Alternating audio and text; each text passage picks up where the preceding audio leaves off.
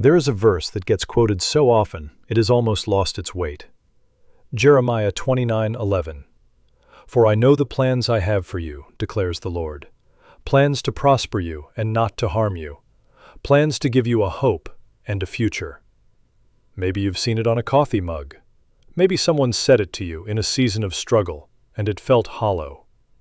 But I want to take you back to the context of that verse, because context changes everything. Jeremiah is writing to the Israelites, in exile, in Babylon. They have been torn from their homes, their temple has been destroyed, and they are living as strangers in a foreign land. This is not a verse written to people living their best life.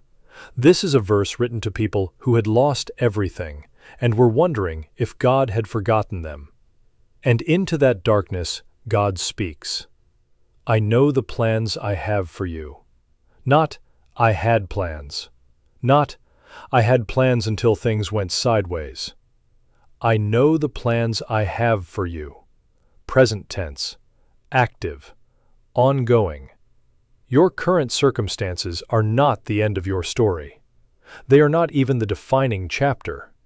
They are part of a larger narrative that you can only see a small piece of, but God sees the whole thing. Purpose is one of the deepest hungers of the human soul. And when we can't find it, when we're going through the motions, when nothing seems to matter, when the days blur together and we can't remember what we're building toward, that is a particular kind of suffering. But here is what I've come to understand. Purpose is not a destination you arrive at one day when all the pieces finally fall into place. Purpose is what you carry into every ordinary moment. It is woven into the fabric of who you are, not attached to a title or a role or an outcome. You have been made on purpose, with purpose, for purpose. And the enemy's primary strategy is to convince you that you're too ordinary, too damaged, too late, too small to matter. Because a person who doesn't know their purpose is easy to sideline.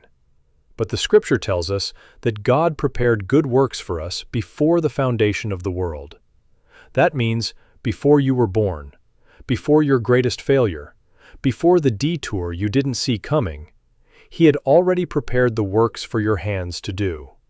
Sometimes purpose looks like the big, obvious calling, the ministry, the platform, the city-shaking moment. But more often, it looks like faithfulness in small things. The encouragement you offered someone at the right moment, the child you are raising with love and consistency, the integrity you held when no one was watching. Those things matter, eternally. If you are in a season where purpose feels out of reach, start small. Ask God each morning to show you where He wants to use you today. Not next year, today. One conversation, one act of kindness, one moment of obedience. Purpose is built in the dailies, and one faithful day stacked on another faithful day eventually becomes a life that meant something. Your life means something, right now, as it is. God has not misplaced you. You are exactly where He can use you, if you're willing to be used.